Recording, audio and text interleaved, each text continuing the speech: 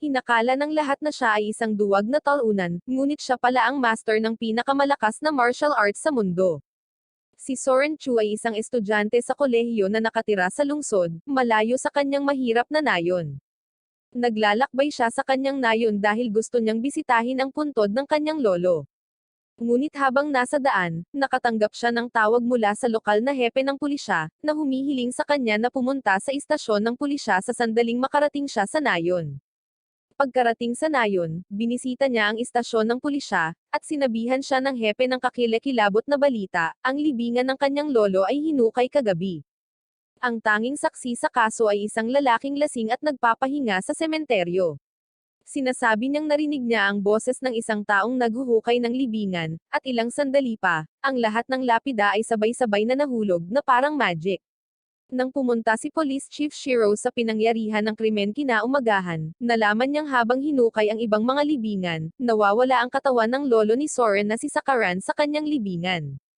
Napagtanto niya na, dahil ang pamilya Chu ay nababahala, hindi ito maaaring ordinaryong pagnanakaw lamang dahil sila ay isang pamilya ng mga makapangyarihang martial artist. Tatawagan na sana niya kaagad si Soren tungkol sa pangyayari, ngunit may lumapit sa kanya na babae na magulo ang buhok. Ipinakilala niya ang kanyang sarili bilang Huhochu, ang matagal nang nawawalang apo ni Sakaran. Noong una ay hindi siya pinaniwalaan ni Shiro, ngunit nasa kanya ang mga tamang dokumento, at alam din niya ng husto ang tradisyon ng pamilyang Chu. Sinabi ni Huho na ang nag-iisang anak na lalaki ni Sakaran, si Yoko, ay iniwan siya noong siya ay nasa sinapupunan pa ng kanyang ina, bago pa siya dumating sa nayong ito. Wala siyang balita sa kanya at niayaw niyang pag-usapan ang ama niya. Maaring maniwala si Shiro sa bahaging iyon dahil hindi talaga maganda ang reputasyon ni Yoko. Ikinuwento niya ang lahat ng ito kay Soren na hindi makapaniwala na bigla siyang nagkaroon ng isang nakatatandang kapatid na babae. Isinusumpa niya ang kanyang ama sa pagiging babaero, at galit na umalis sa istasyon ng pulisya upang tingnan ang puntod ng kanyang lolo. Narating lang niya ang sementeryo pagkatapos ng dilim at biglang may narinig siyang ingay ng may naguhukay. Napagtanto ni Soren na ang isang grave robber ay nasa trabaho at nagpa siya na kumuha ng ilang patunay. Siya ay naghihintay para sa eksaktong sandali at nakuhanan ng larawan ang grave robber, na lumabas na si Huho. Nakita niya siya dahil tulala siya para panatilihing naka-on ang shutter, at tumakbo si Soren ng mabilis hanggat kaya niya. Nang huminto siya, sa pag-aakalang ligtas na siya ngayon, tumalon si Huho sa kanya at tinamaan ng pala ang kanyang ulo, na nagpawala ng kanyang malay. Nang magkamalay siya, bigla siyang nakakita ng zombie sa kanyang harapan. Nataranta na siya dahil dito, tapos biglang tinutukan ni Huho ng kutsilyo ang bibig ng zombie. Takot na takot siya dahil kamukha niya ang babae mula sa daring, at wala siyang magawa habang sinisimulan niya itong hilahin sa kanyang mga paa. Si Soren ang pinakamalaking lampa na kilala ng sangkatauhan, dahil ang tanging ginagawa niya ay sumigaw na huminto ito, at hindi man lang niya sinubukang pigilan habang itinapon siya nito sa walang laman na libingan ng kanyang lolo. Sinabi sa kanya ni Huho na masasawi siya dahil humahad lang siya sa kanya, at tinanong siya ni Soren kung bakit niya hinuhukay ang libingan ng kanyang lolo. Sa sandaling marinig niya ang pangalan ni Sakaran mula sa bibig ng babae, napagtanto ni Soren na siya ang matagal nang nawawalang kapatid na sinabi sa kanya ni Police Chief Shiro. Agad niyang sinimulan ang pag-lecture sa kanya at tinawag siyang kanyang nakatatandang kapatid, nagtatanong kung kumusta siya sa lahat ng oras na ito. Sinipa lang siya ni Huho pabalik sa libingan habang sinusubukan niyang umakyat, at sinabing hindi niya ito kapatid or apo ni Sakaran. Nagulat si Soren sa narinig, at sinimula ni Huho ang pagtatambak ng dumi sa kanya. Tulad ng pagiging lampa niya, sinisigawan lamang niya ito na huminto, ngunit ang kanyang boses ay umaakit ng ilang mga zombie na lumabas mula sa lupa. Biglang napansin ni Soren na huminto si Huho sa pagtatapon ng dumi sa kanya, at agad na lumuhad si Soren upang makipagtawaran para sa kanyang buhay. Nangako siyang ililihim ang lahat kung hahayaan lang siya nitong mabuhay, ngunit nalaman niyang wala siya roon. Umakyat si Soren at nakita niya si Huho na walang kahirap-hirap na hinihiwa ang mga zombie, at lalo siyang natakot. Nagtago siya habang ginagamit ni Huho ang kanyang higanteng kutsilyo para hatiin ng malinis ang mga zombie sa kalahati. Nagmamadali siyang pumunta sa karamihan ng mga zombie, madaling pinutol ang kanilang mga ulo bago hinampes ng dropkick ang isang zombie. Pinalibutan siya ng isang grupo ng mga zombie, at mabilis niyang hinati silang lahat sa kalahati ng walang kahirap-hirap, at pagkatapos ay tumalon pabalik.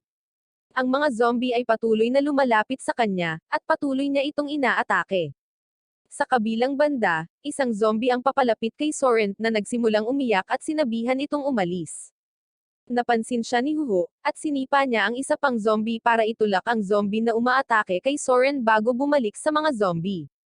Tuluyan nang nawala sa sarili si Soren, at iniisip niyang panaginip lang ito at malapit na siyang magising sa dorm niya sa kolehiyo. Sinabi niya sa kanyang sarili na bumangon at pumunta sa kolehiyo, ngunit nang imulat niya ang kanyang mga mata, nakita niya na pati ang mga zombie ay tumigil bilang tugon sa kanyang napakalaking antas ng kawalang muwang. Sumuko na si Huho sa pagliligtas ng isang taong walang isip, at tumakas siya pagkatapos sabihin kay Soren, "Good luck." Ang mga zombie ay nagsimulang lumapit sa kanya, at maaari lamang niyang sigawan ang mga ito upang makalayo. Samantala, nakipagkita si Huho sa kanyang amo, si Joseph. Sinabi ni Huho sa kanya na huli na sila at ang katawan ni Sakaran Chu ay ninakaw na ng ibang partido. Ibinunyag din niya na ngayon lang siya inatake ng ilang mga zombie, ngunit naisip ni Joseph na ito ay hindi mahalaga. Pagkatapos ay sinabi sa kanya ni Huho na sa ngayon, ang apo ni Sakaran ay napapaligiran ng mga zombie sa sementeryo, at si Joseph ay natarante habang sinasabi niya sa kanya na hindi nila maaaring isali ang mga sibilyan sa kanilang trabaho. Tinanong niya kung ano ang gagawin niya kung masawi ang lalaki dahil sa kanya, ngunit tiniyak sa kanya ni Huho na hindi masasawi si Soren. Hindi maintindihan ni Joseph ang ibig niyang sabihin, ngunit pagkatapos ay nakarinig siya ng malakas na kalabog na nagmumula sa sementeryo at natagpuan niya ang pagkulog mula sa lupa. Yumuko siya at gustong tingnan ngayon si Soren, ngunit ang nakita niya sa sementeryo ay mga zombie na nakuryente at nasunog hanggang sa abo. Napagtanto na ngayon ni Joseph kung bakit naniniwala si Huho na hindi masasawi si Soren. Iniisip niya na dahil apo siya ni Sakaran, baka naman na rin niya ang kapangyarihan niya. Binasa niya ang tala-arawan sa kolehiyo ni Soren at sinabi kay Huho na dapat din siyang pumasok sa kolehiyo.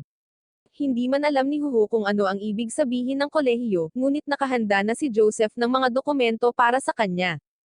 Kinabukasan, bumalik na ulit si Soren sa paaralan. Siya ay nasa isang tawag sa hepe ng pulisya, na gustong humingi ng kanyang input tungkol sa kaso. Gayunpaman, hindi nais ni Soren na ilagay ang kanyang sarili sa anumang mas panganib kaysa sa kanyang hinarap kamakailan. Sinabi niya na wala siyang alam tungkol sa grave robber, at sinabihan si Shiro na huwag na siyang abalahin muli. Tinatanggal pa ni Soren ang larawan ni Huho sa kanyang telepono para maputol ang anumang koneksyon niya sa kaso, nang bigla itong pumunta doon at umupo sa tabi niya. Nataranta si Soren nang makita siya, ngunit magalang na binati siya ni Huho. Hindi siya makapag-focus sa klase dahil nakaupo sa tabi niya ang isang mapanganib na zombie hunter, at sa wakas ay naglakas loob siyang tanungin siya kung ano ang ginagawa niya rito. Sinabi sa kanya ni Huho na hayaan siyang tumuon sa lecture, at sasagutin niya ang lahat ng tanong niya pagkatapos ng klase. Nagkita sila sa labas pagkatapos ng klase, at sinabi ni Soren kay Huho na hindi niya sinabi kahit kanino ang tungkol sa kanya at tinanggal pa ang larawan nito dahil ayaw niya ng anumang uri ng gulo. Gusto niyang malaman kung bakit sinusundan pa rin siya nito, at sumagot si Huho na wala siyang ideya kung ano ang sinasabi nito. Pagkatapos ay inilabas ni Huho ang pahina na naglalaman ng impormasyon tungkol sa kanyang bagong pagkakakilanlan. Binasa niya ito at sinabi na isa siyang foreign exchange student mula sa Taiwan. Nagtataka si Soren kung sinusubukan niyang guluhin siya. Sumigaw siya na wala siyang pakialam kung sino siya, at hiniling sa kanya na huwag na siyang magpakita ng mukha sa kanya. Hindi alam ni Huho kung paano magre-react doon, kaya tinawagan niya ang isa pa niyang amo, na nagsasabi sa kanya na gawin ang anumang gusto niya kay Soren. Kaya't nagpasya siyang gawin siyang lingkod niya mula ngayon. Sinisigawan siya ni Soren, ngunit hindi siya pinapansin ni Huho. Hinihiling ni Huho sa kanya na ipakita sa kanya ang kapangyarihang ginamit niya upang talunin ang mga zombie noong isang araw ngayon. Sinabi ni Huho na alam niya mula sa sandaling nakilala niya ito na siya ay may napakalaking kapangyarihan, kaya naman sinubukan niyang ilibing siya ng buhay upang makita ang sandali na siya ay magwala at pakawalan ang kapangyarihang iyon. Sinabihan siya ni Soren na kalokohan iyon at ayaw na niyang kausapin pa siya. Inilabas ni Huho ang kanyang kutsilyo at agad na sumugod sa kanya. Sinabi niya sa kanya na kung hindi niya ipapakita sa kanya ang kanyang tunay na kapangyarihan, tatapusin siya nito.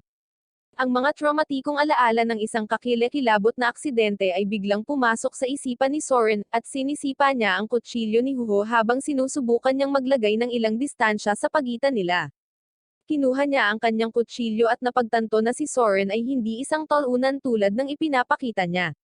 Muli siyang sumugod sa kanya, sinabihan siyang magseryoso, at biglang naalala ni Soren ang payo ng kanyang lolo tungkol sa hindi paggamit ng kanyang kapangyarihan sa harap ng iba. Kahit noong bata pa si Soren, madalas siyang napupunta sa gulo dahil ginagamit niya ang kanyang martial arts sa ilang mga bully. Ang kanyang ama, si Yoko, ay nagturo sa kanya ng kung fu, na kadalasan ay binubuo ng pagwawalang bahala sa kanya.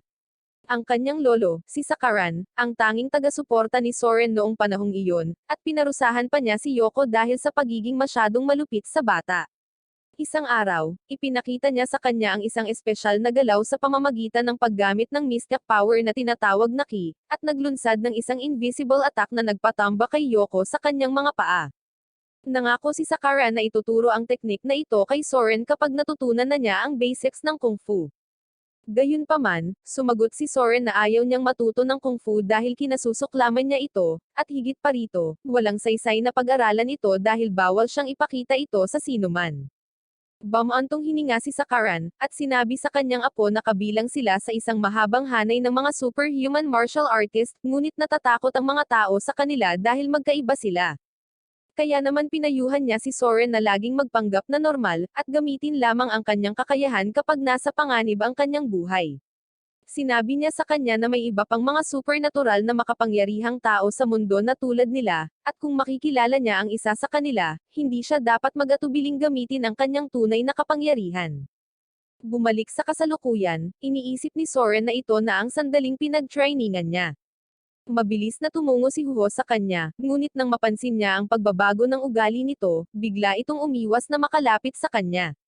Bumangon si Soren, sinasabi sa kanya na dahil hindi siya normal, hindi niya kailangang magpigil sa kanya. Inilabas niya ang kanyang ki at tinakpan nito ang kanyang buong katawan, habang binibigkas ang isang spell na naglalabas ng kanyang tunay na kapangyarihan. Inaatake siya ni Huho, ngunit madaling naiiwasan ni Soren ang kanyang mabibilis na pag-atake sa kanyang superpowered na estado. Ibinato niya ang kanyang kutsilyo sa kanya, ngunit hineranggan niya ito, at sinipa niya ito ng buong lakas bago biglang nagpakita sa likod nito.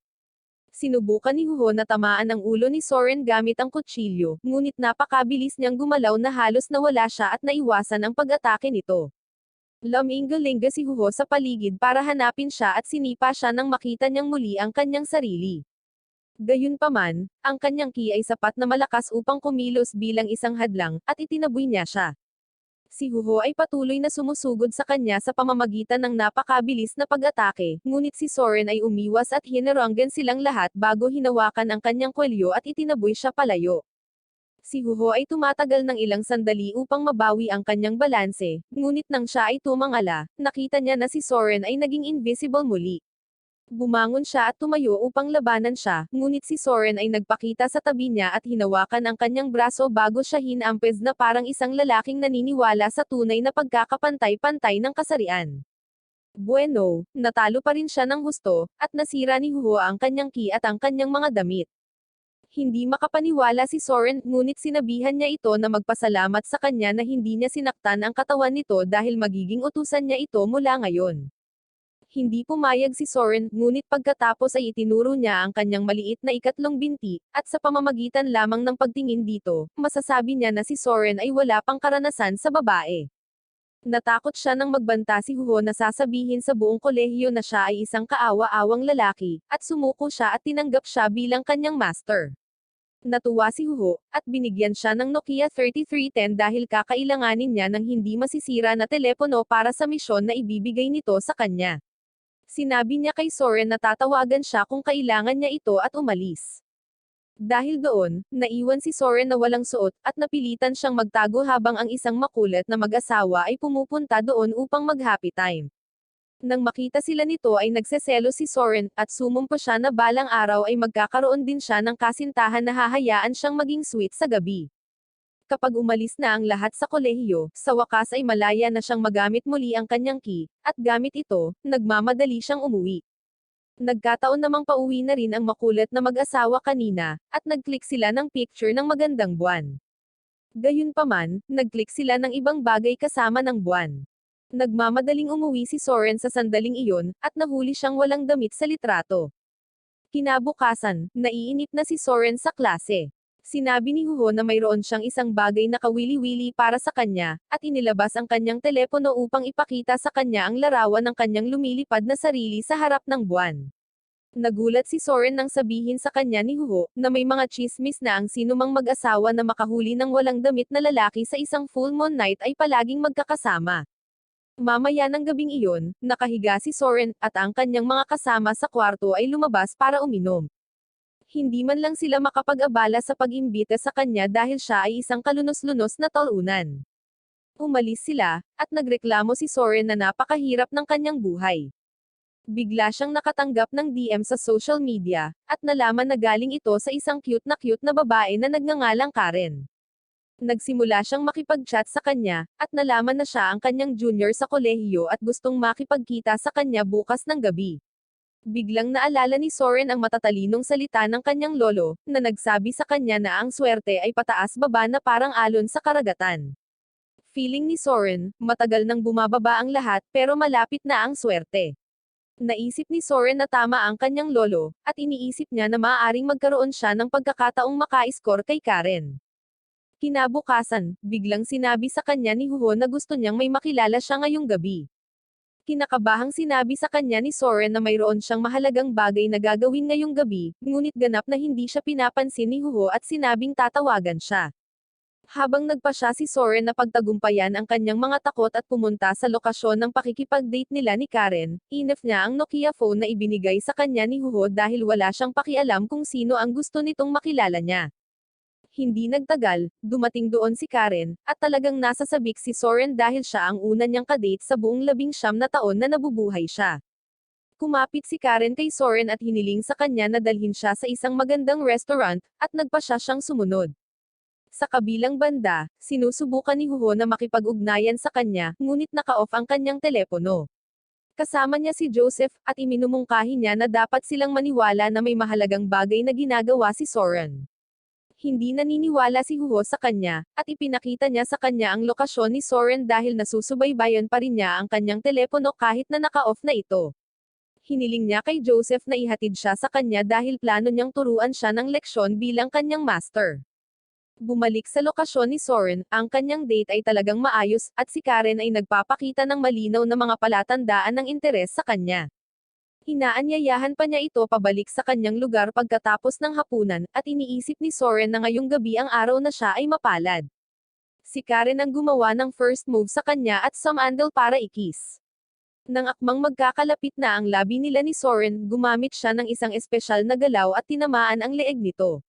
Pakiramdam ni Soren ay may sumakit sa kanya, ngunit pagkatapos ay nagpa siya na huwag pansinin ito para siya ay makascore. Gayunpaman, nang pumaibabaw si Karen sa kanya, bigla siyang nakaramdam ng matinding kirot sa kanyang tinatagong aset at agad na lumayo sa kanya. Tinanong ni Soren ang dalaga kung ano ang gusto nito sa kanya dahil sigurado itong hindi ito interesado sa kanya. Matapos maramdaman ang sakit kanina, tumawa lang si Karen nang mapagtanto niya na si Soren ay talagang wala pang karanasan at pagkatapos ay sinabi sa kanya na hindi na niya kailangan pang ituloy ang kanyang pag-iinarte. Ibinunyag niya na nagtanim lang siya ng poison bug sa loob ng kanyang leeg, at magsisimula na itong magpakita ng mga epekto sa lalong madaling panahon.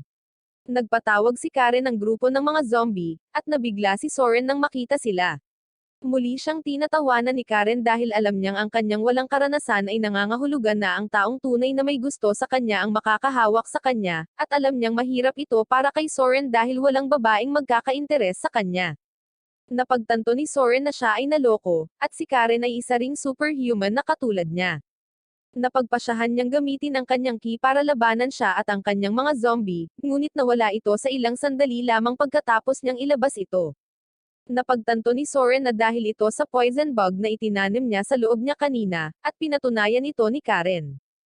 Pagkatapos ay hiniling niya sa kanyang mga zombie na ay pin down si Soren, at tinanong niya siya kung siya rin ang nagnakaw ng katawan ng kanyang lolo.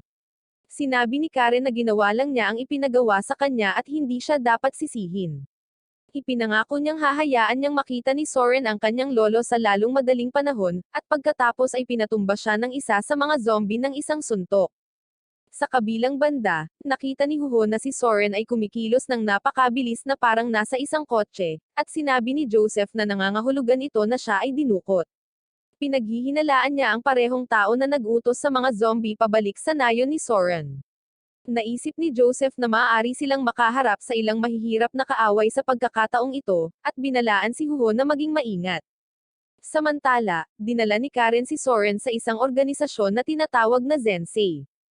Sila ang nag-utos sa kanya na nakawin ang bangkay ng lolo ni Soren noon kung gusto nitong sumali sa organisasyon.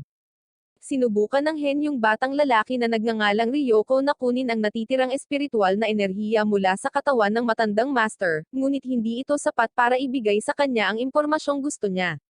Kaya naman sinabi niya kay Karen na hindi sapat ang misyon na ito para makakuha ng Zensei membership, at kung gusto niyang sumali sa kanila, kailangan niyang agawin ang lolo ni Soren at sa halip ay dalhin siya rito.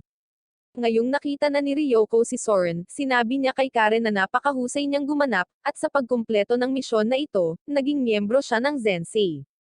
Nahihirapang paniwalaan ni Karen na walang ritual or kahit isang katugmang tato na nagpapahiwatig na siya ay isang miyembro ng Zensei, ngunit sinabi lang ni Ryoko sa kanya na magtiwala sa kanya. Sinabi niya sa kanya na walang mga patakaran sa Zensei, at ang lahat ay malayang gawin ang gusto nila.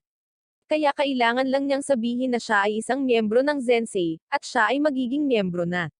Galit na galit si Karen dito dahil pinagdaanan niya ang pagnanakaw sa katawan ni Sakaran at pagdukot kay Soren para dito, at tinatawanan lang siya ni Ryoko. Samantala, lumapit kay Soren ang nakatatandang kapatid ni Ryoko na si Natsuoka. Napukaw siya nang maramdaman niya ang lakas nito at sinabing apo talaga siya ni Sakaran. Hinawakan niya ang buong katawan niya, at si Soren ay nagsusulong para sa matinding sakit sa ilalim, ngunit walang nangyari. Nagtataka siya kung talagang gusto siya ni Natsuoka, ngunit nag-ambala sila ni Ryoko, na nagsasabi sa kanya na huminto. Hiniling niya sa kanya na hayaan siyang gawin muna ang mas mahalagang mga eksperimento kasama si Soren, at pagkatapos ay maaari itong magsaya kasama niya ayon sa gusto niya. Sinabi ni Ryoko kay Soren na may hinahanap siya, at ito ang pamana ng kanyang lolo. Sinabi ni Soren na wala siyang alam tungkol dito, ngunit sinabihan siya ni Ryoko na tumahimik bago ilabas ang kanyang kapangyarihan na nagpapahintulot sa kanya na direktang makipag-ugnayan sa kaluluwa ng sinuman. Ginagamit niya ang kanyang kapangyarihan kay Soren na nagsimulang sumigaw habang ang kanyang mga alaala ay nakuha. Si Ryoko ay nagsasaya sa pagpapahirap sa kanya, ngunit pagkatapos ay biglang, isang bagay na mabilis na dumating sa kanya. Ang kanyang kapatid na babae ay nagligtas sa kanya sa tamang oras, at isang baseball-sized na bato ang tumama sa van sa likuran niya nang may malakas na epekto. Si Huho at Joseph ay pumasok, at agad na humingi ng tulong si Soren sa kanyang master. Alam ni Joseph ang tungkol kay Ryoko at Natsuoka, at sa tingin niya ay magiging mahirap para sa kanila na manalo sa laban na ito. Sinabi sa kanya ni Huho na hindi na kailangang mag-alala dahil matatalo niya ang lahat sa kanyang sarili. Binati ni Natsuoka si Joseph, sinabing matagal na niya itong iniisip at gusto talaga nitong makipag-sweet moments sa kanya. Sa kabilang banda, mas nababahala si Ryoko kung may dalang backup sina Joseph at Huho. Inilabas ni Huho ang kanyang mga kutsilyo para lumaban, at nagpasya si Karen na harapin siya at tapusin ang trabahong iniwan niyang hindi kumpleto sa sementeryo. Ipinatawag niya ang kanyang mga zombie na lumabas sa lupa. Nais ni Joseph na makipag-ayos muna, at hiniling niya kay Natsuoka na ibigay si Soren ng mapayapa, at hahayaan niyang umalis ang kanyang grupo nang hindi nasaktan. Tumanggi siya, kaya ginamit ni Joseph ang kanyang telekinetic na kapangyarihan upang kunin ang isang malaking bato mula sa lupa at ihagis ito sa kanya. Isang zombie ang nagmamadaling harangan ang bato, ngunit napaatras ito.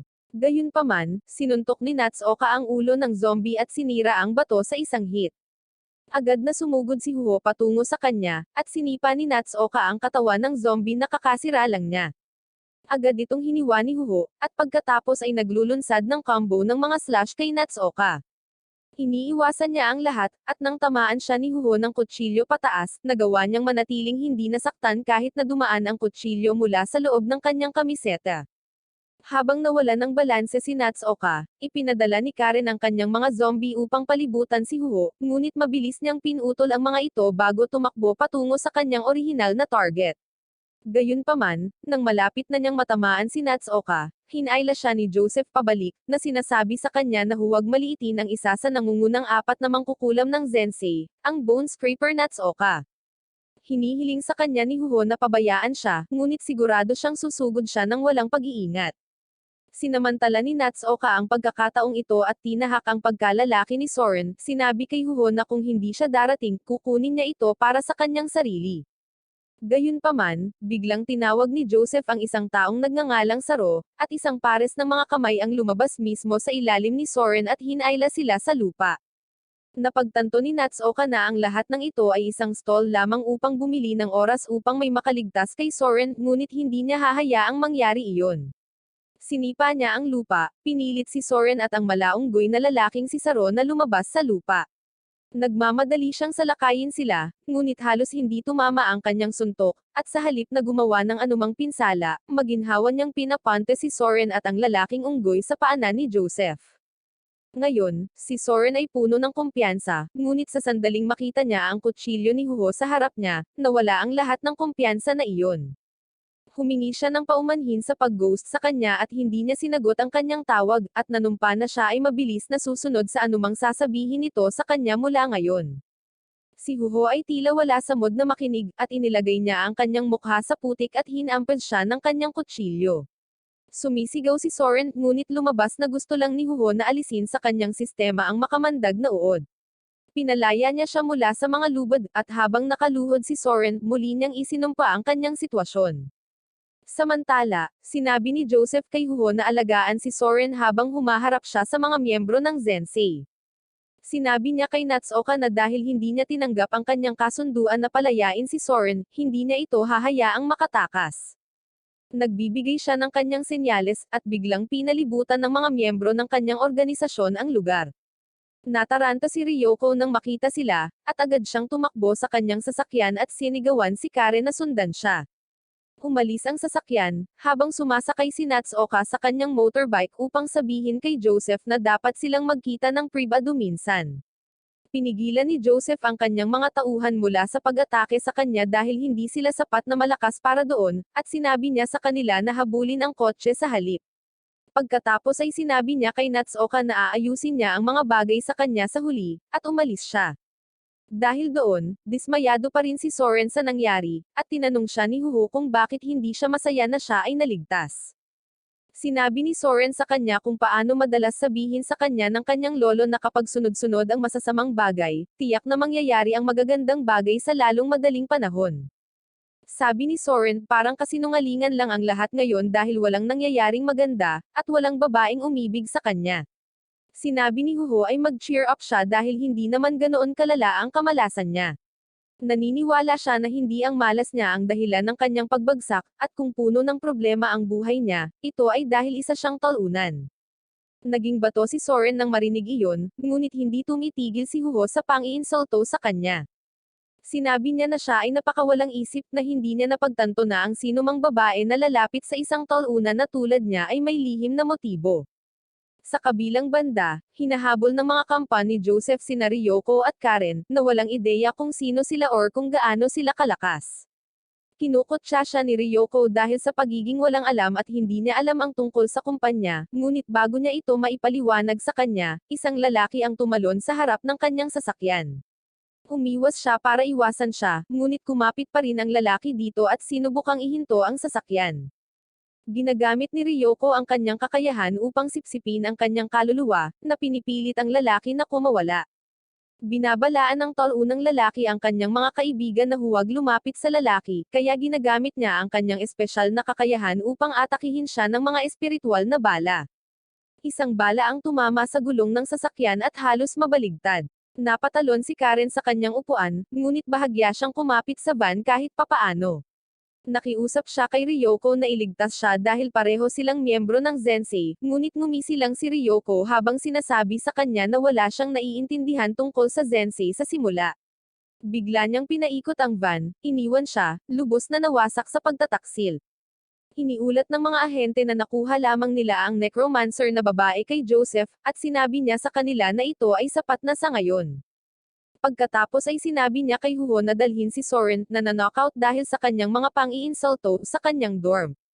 Kinabukasan, matutulog na si Soren, sinusumpa ang kanyang buhay nang biglang may kumatok sa pinto. Kapag hindi siya sumasagot, nahahati ang pinto sa dalawa, at papasok na si Huho. Nagulat si Soren, at sinabihan siya ni Huho na magbihis at sundan siya. Hinakay siya nito sa labas na sinasabing gustong makilala siya ni Joseph. Nagreklamo si Soren na hindi niya naiintindihan ang mga nangyayari sa kanyang buhay kamakailan, at sinabi sa kanya ni Huho na maaari niyang itanong ang lahat ng mga tanong kay Joseph. Pagkatapos ay dinala niya siya sa isang express delivery service, at sinasabi niyang nagtatrabaho siya rito. Nagulat si Soren nang makitang isa itong perpektong ordinaryong lugar, at nagtanong kung mayroon silang lihim na pugad ng superhero sa basement. Lumapit si Joseph para sagutin ang kanyang tanong at sinabing wala silang pugad. Ipinakilala niya ang kanyang sarili kay Soren, at pagkatapos ay sinabi sa kanya na ang lahat ng mga tao sa lugar na ito ay may mga espesyal na kapangyarihan, at nakikita niya ang patunay bilang may isang tao na nagdadala ng isang malaking crate ng mag-isa. Sinabi niya kay Soren na ang kanyang lolo, ang kanyang ama, at siya mismo ay pawang mga superhuman na may mga espesyal na kapangyarihan din. Biglang inilabas ni Joseph ang kanyang key at itinaas ang ilang bagay, habang sinasabi niya kay Soren na lahat ng espesyal na tao ay kayang kontrolin ang kanilang key at gawin ang mga bagay na hindi kaya ng mga normal na tao. Sinabi sa kanya ni Joseph na ang mga espesyal na tao ay kadalasang ipinanganak na may kapangyarihang gumamit ng key, at sumagot si Soren na ito ang kanyang unang pagkakataon na narinig ito. Nakuha niya ang kanyang key mula sa pagsasanay kasama ang kanyang lolo, at sinabi sa kanya ni Joseph na ang pagsasanay ay isa ring paraan para makakuha ng key. Sinasabi niyang ipinanganak siya na may ganitong espesyal na kapangyarihan at magagamit niya ito hanggat naaalala niya. Para naman kay Soren, dapat siya ay kabilang sa pangalawang kategorya ng mga nakakuha ng key sa pamamagitan ng pagsasanay. Dinala niya siya sa loob, habang sinasabi sa kanya na ang mga nakakakuha ng kanilang kapangyarihan sa pamamagitan ng pagsusumikap ay kadalasang nagiging mas mahusay na mga mandirigma kaysa sa mga nagmamana lamang nito. Sa elevator, tinanong ni Soren si Joseph tungkol sa organisasyong tinatawag na Zensei, at sumagot siya na hindi pa nila alam ang totoong motibo ng Zensei. Ipinaliwanag din niya na may iba't ibang paaralan at angkan kung saan kabilang ang mga superhuman, at sinusunod nila ang mga alituntunin ng kanilang mga paaralan. Ang mga miyembro ng Zensei, gayunpaman, ay hindi sumusunod sa anumang mga patakaran at ginagawa ang gusto nila. Hindi nagtagal ay nakarating na sila sa kanilang destinasyon, na siyang selda kung saan nakakulong si Karen. Alam ni Joseph na si Karen ang nag-iisang tagapagmana ng isang kilalang necromancer na pamilya, at siya ay nawala 6 na buwan na ang nakakaraan. Nakatanggap ang organisasyon ng kahilingan na tingnan siya, at sa wakas ay natagpuan nila siya kasama ang Zensei. Tinawag ni Joseph na walang isip at walang ingat si Karen para sa pagsisikap na sumali sa Zensei nang hindi man lang ito sinaliksik ng maayos. Sinabi ni Karen sa kanya na hindi isyo sa sino man kung gusto niyang sumali sa Zensei. Alam niya ang tungkol sa express delivery company na sumusubok na kontrolin ang mga superhuman ayon sa kanilang mga panuntunan. Sinabi ni Karen na nalulugod siya na naniniwala sila sa kanilang sarili na napakataas at makapangyarihan upang gumawa ng mga patakaran para sa lahat kapag sila ay mga utusan lamang ng gobyerno. Sinabi ni Joseph na hindi siya eksaktong mali tungkol doon at pagkatapos ay nagpapatuloy na mag-alok kay Karen. Hiniling niya sa kanya na ihayag kung ano ang alam niya tungkol sa motibo ng Zensei, at sasandal sila sa kanya. Sinabihan siya ni Karen na maasar, na sinasabing wala silang magagawa laban sa kanya, at kahit na ibalik nila siya sa pulis, walang ebidensya na magpaparusa sa kanya. Tinanong siya ni Joseph kung bakit niya ipinagtatanggol ang Zensei gayong ngayon lang siya sumama dito. Gusto niyang malaman kung bakit niya ito ginagawa sa kabila ng pagiging tagapagmana ng isang kilalang pamilya sa mga superhuman. Sinabi sa kanya ni Karen na talagang kinasusuklaman niya ang sining ng necromancy, ngunit halos pinilit siya ng kanyang pamilya na mamaster ito dahil siya lang ang tagapagmana nila. Hanggang sa edad na 15, hindi siya umalis sa kanyang bahay, at bukod sa mga miyembro ng kanyang pamilya, ang kanyang tanging kumpanya ay nabubulok na mga zombie. Siya ay pinapahirapan kung hindi niya mamaster ang mga spells, at sinabi na pagkatapos lamang malaman ang lahat ay maaari siyang payagan sa labas. Nang si Karen ay 15 taong gulang at pinagkadalubhasaan ang lahat ng mga spell, sinabihan siyang mamuhay tulad ng isang ordinaryong tao at huwag gamitin ang kanyang kapangyarihan sa labas. Nadismaya siya dahil doon at pakiramdam niya ay siya ang papay ng kanyang pamilya. Kaya naman tumakas siya sa bahay, at nagpa siya na sumama sa Zensei dahil hahayaan siya nitong makalaya. Habang abala ito sa pagsigaw kay Joseph, pumasok sa silid ang kanyang delinkwenteng kapatid na si Yaro. Tinawag niyang talunan si Joseph na hindi kayang hawakan ang isang solong babae, at sinabing siya na ang bahala sa kaso ngayon. Sinabihan siya ni Joseph na lumayo, ngunit pumunta si Yaro kay Karen at hiniling sa kanya na ibunyag kaagad ang lahat. Tumanggi siya, at hinampaz lang siya nito sa lupa. Ipinagbabawal niya ang sino man na makialam at pagkatapos ay sinimulang sipain si Karen, na sinasabi sa kanya na hindi nila kailangang sundin ang mga patakaran tulad ng pulis. Hinayla niya ang kanyang buhok, na sinasabi sa kanya na malaya siyang maging miyembro ng Zensei, ngunit may kapalit na kabayaran para sa kalayaang iyon. Itinapon siya ni Yaro, na sinasabi sa kanya na ang mga miyembro ng Zensei ay hindi sumusunod sa mga patakaran na itinakda ng ibang mga superhuman, at nangangahulugan iyon na hindi na kailangang ituring sila bilang isa sa kanila. Sinabi niya na kung gusto ng Zensei na gawin ang gusto nila, magagawa rin ng iba ang gusto nila sa kanila. Kahit sinisigawan siya ni Karen na lumayo, tumatawa siya, na sinasabing gagawin niya ang lahat ng gusto niya sa kanya. Biglang naramdaman ni Yaro ang kamay ni Soren sa kanyang balikat, at sinabi niya rito na kung may gusto siyang gawin sa dalaga, kailangan niya itong harapin. Gayunpaman, sa halip na makipag-away, hiniling ni Soren na hayaan ni Joseph si Karen dahil ninakaw niya ang katawan ng kanyang lolo, kaya walang ibang naabala sa kanyang mga aksyon. Sinabi ni Joseph na pakakawalan niya ang dalaga kung iiwan nito ang Zensei, at nangakong hindi na niya muling pakikialaman ang kanyang mga gawain. Tutol si Yaro at nakipag-away kina Joseph at Soren, na sinasabi sa kanila na gagawin niya ang lahat para makapagsalita ang babae. Gayunpaman, nang makitang determinado si Soren na iligtas siya, nagpa siya si Karen na makipag-usap. Bigla niyang sinabi na hinahanap niya ang legacy ni Soren. Ayon sa kanyang narinig mula kay Ryoko matagal na ang nakalipas, tinalo ng lolo ni Soren ang 12 miyembro ng Zensei nang walang anumang malubhang pinsala, gamit ang isang maalamat na estilo ng martial arts na tinatawag na Keigan style. Hinahanap na siya ni Zensei noon pa man, hindi para sa paghihiganti, kundi dahil lang sa curious sila sa kapangyarihan niya. Sa impormasyong iyon, iniiwan ng lahat si Karen. Sabi ni Yaro, simula nang magsalita siya, tapos na ang trabaho niya rito, at ngayon ay kay Soren na lang siya interesado. Tinutuya niya siya, na sinasabing ang tagapagmana ng maalamat na estilong Keigan ni Sakaran ay isang mahina. Sinabi sa kanya ni Soren na wala siyang natutunan maliban sa paggamit ng ki mula sa kanyang lolo, at wala siyang alam tungkol sa estilo ng Keigan. Sinabi niya na nagkakamali ang Zensei tungkol sa pagkatalo ng kanyang lolo sa kanilang mga tao, ngunit sinabi ni Huho na hindi ito mahalaga dahil patuloy silang susundan siya. Pagkatapos, narinig nilang may sumisigaw mula sa susunod na selda, at napansin ni Soren ang malaunggoy na lalaking nakatali sa kisame. Sinabi sa kanya ni Joseph na siya si Saro, ang taong nagligtas sa kanya at kinuha ang suntok ni Natsuoka sa halip na siya.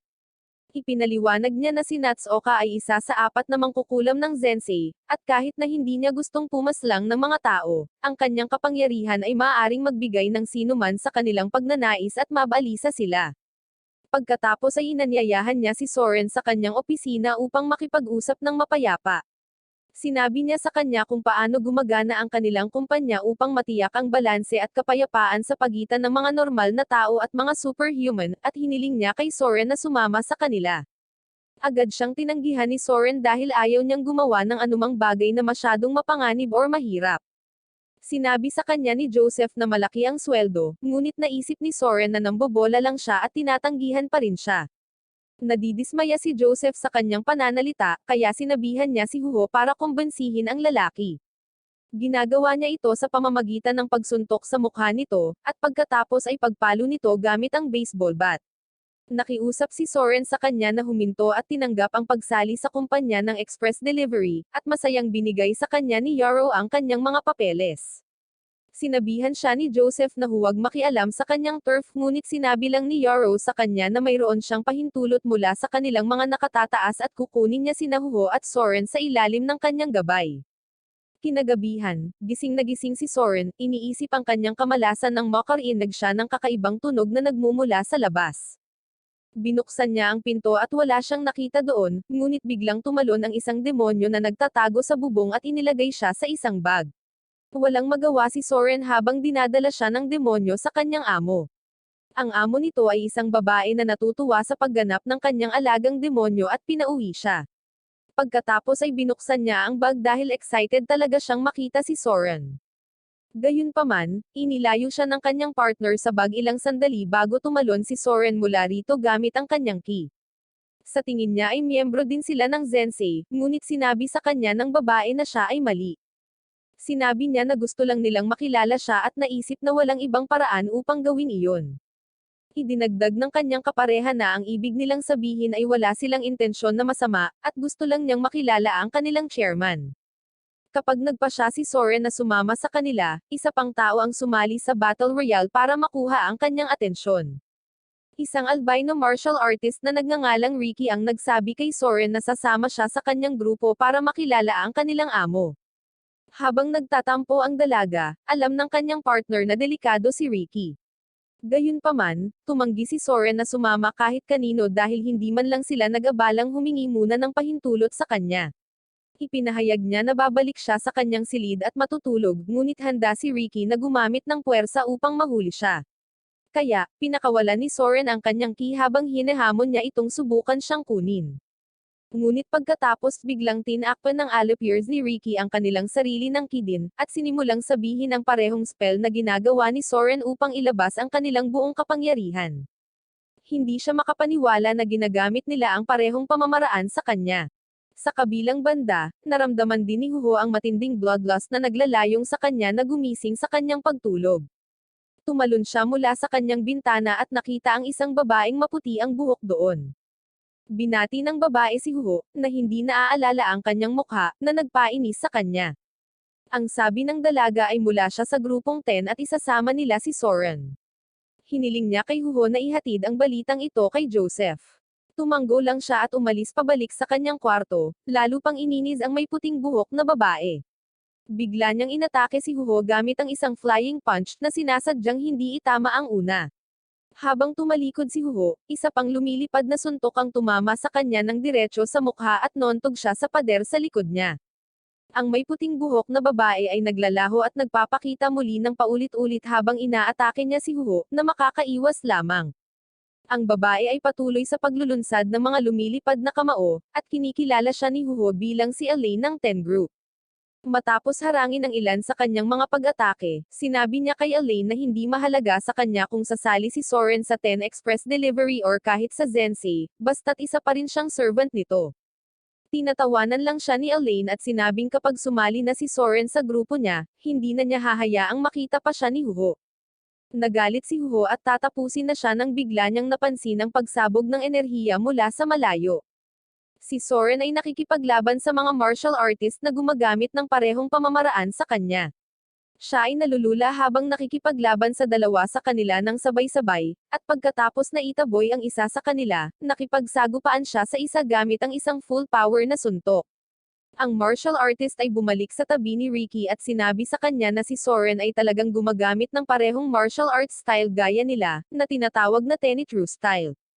Nagpasya si Ricky na sumali sa labanan ngayon, at isang galit na Soren ang sumugod sa kanya ng buong lakas.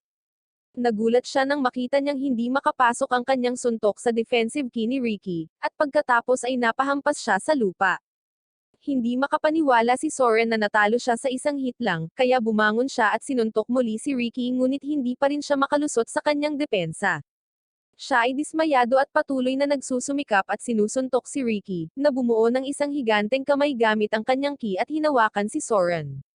Hindi siya masaya na natutunan ng isang tagalabas ang martial arts na kabilang sa kanyang paaralan, at higit pa rito, hindi pa siya magaling dito. Inatake niya si Soren at pinatumba bago sinabihan ang kanyang mga alipin na dalhin si Soren sa kanyang lugar dahil hindi siya karapat-dapat na tumuntong sa kanilang paaralan. Gayunpaman, hindi pa sumusuko si Soren at muling bumangon para harapin si Ricky. Nadidismaya siya dahil kahit nakahanap na siya ng mga taong katulad niya at makakaunawa sa uri ng buhay na kanyang kinagiznan, pakiramdam niya ay nag-iisa pa rin siya at walang magawa. Nadidismaya siya dahil kahit sa mga superhuman, espesyal siya, kahit hindi niya alam, at ayaw niyang mamuhay ng ganoon. Sinabi niya kay Ricky na labanan siya muli, at si Ricky, pagkatapos nabalaan siya na maaari siyang maging isang alikabok sa pagkakataong ito, tinanggap ni Soren ang kanyang kapalaran. Ngunit biglang, nagpakita si Huho doon, na nagsasabi sa kanya na hindi na niya kailangang mabuhay na tumatakbo at nagtatago dahil siya ay kanyang lingkod ngayon. Napangiti si Soren habang nakikita siya, at sinampal niya ito dahil lang sa hindi niya ito tinawag ng maayos bilang kanyang master.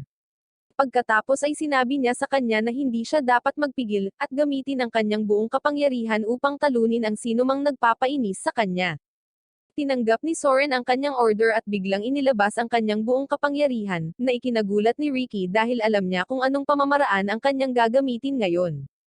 Naalala ni Soren ang isa pang alaala ng pagkabata kung saan ginamit ng kanyang lolo ang pag-atake ng kidlat sa kanya na agad na nabasag ang kanyang ki, kaya nagsanay siya ng husto upang makabisado ito, at ngayon ang kanyang unang pagkakataon na gamitin ito laban sa isang tao. Nakayuko si Soren, naglalabas ng kidlat sa buong katawan niya. Lumakas ang kidlat, at sumugod siya kay Ricky, na hamarang sa kanyang unang pag-atake at nagpas siyang kontrahin ito gamit ang kanyang higanteng ki na palad. Mabilis na naiwasan ni Soren ang kanyang pag-atake at dumating sa kanyang likuran ng napakabilis ng kidlat. Chinarge niya ang lahat ng kidlat sa kanyang kamao at tinamaan nito si Ricky, na lumikha ng isang malaking pagsabog. Gayunpaman, sa lalong madaling panahon ay nakuha ni Ricky ang kalamangan sa labanan habang ginagamit niya ang kanyang higanteng mga ki na kamay upang mahuli si Soren, ngunit ginamit ni Soren ang lahat ng kanyang lakas upang palayain ang kanyang sarili mula sa pagkakahawak ni Ricky at napatumba pa siya pabalik. Sinuntok niya ito ng isa pang suntok na may kidlat, at kahit na hamarang si Ricky dito, napagtanto niyang hindi siya mananalo. Ang teknik na ginagamit ni Soren ay tinatawag na Ro, na siyang pinakamataas na antas ng pamamaraan sa paaralan ng Tenfu. Tanging ang pinuno ng paaralan ang nakakaalam ng pamamaraang ito, at ito ay ipinasa lamang sa kanyang mga kahalili. Si Ricky, na napaatras sa isang sulok, ay nagpa siya na tapusin siya. Ginagamit ni Soren ang advanced na bersyon ng Ro at nagpapadala ng maraming kidlat patungo sa kanya. Lumalabas na alam din ni Ricky ang pamamaraan, at ginagamit niya ang Black Key upang magpadala ng mga itim na kidlat upang kontrahin ang pag-atake ni Soren. Ipinahayag niya na natutunan niya ang pamamaraang ito ng direkta mula sa pinuno ng paaralan ng Tenfu bilang kanyang potensyal na kahalili. Ang diskarte ni Soren ay hindi makakalaban dito at nalulula siya ng itim na kidlat. Ngunit bago niya makuha ang anumang pinsala mula sa pag-atake ni Ricky, pumunta si Huho doon at pinawalang bisa ang itim na kidlat gamit ang kanyang mga kutsilyo. Sinabi niya kay Ricky na si Soren ang kanyang lingkod, at kung gusto niyang saktan siya, kailangan muna niyang talunin siya. Iniisip ni Ricky na talagang makapangyarihan si Huho dahil pinawalang bisa niya ang kanyang itim na kidlat sa isang indayog lamang ng kanyang talem, kaya nagpa siya siyang umatras. Pagkatapos ay humingi siya ng tawad kay Soren dahil sa pagmamaliit sa kanya kanina, at binigyan siya ng imbitasyon na sumali sa Ren tournament na inorganisa ng Tenfu School sa loob ng isang buwan. Ipinahayag ni Ricky na may potensyal si Soren na maging susunod na pinuno ng paaralan ng Tenfu, at hiniling sa kanya na patunayan ang kanyang halaga sa paligsahan. Kinabukasan, dinala ni Huho si Soren sa isang liblib na lugar sa mga burol ayon sa mga tagubaylang natanggap niya mula kay Yarrow. Nakarating sila sa isang villa, at ipinaliwanag ni Huho na sa susunod na buwan, dito sila titira at magsasanay ng nakahiwalay. Sinabi ni Soren na hindi na kailangan iyon dahil halos kamatch lang niya si Ricky kahapon. Kumpiyansa siya na matatalo niya siya kung maglalaban silang muli, ngunit sinabi sa kanya ni Huho na siya ay mali. Ipinaliwanag niya na ginagamit lamang ni Ricky ang 1/3 ng kanyang buong kapangyarihan upang subukan siya. Higit pa rito, gusto niyang lumahok si Soren sa torneo at maging mahusay kahit na ayaw niyang maging pinuno ng Tenfu.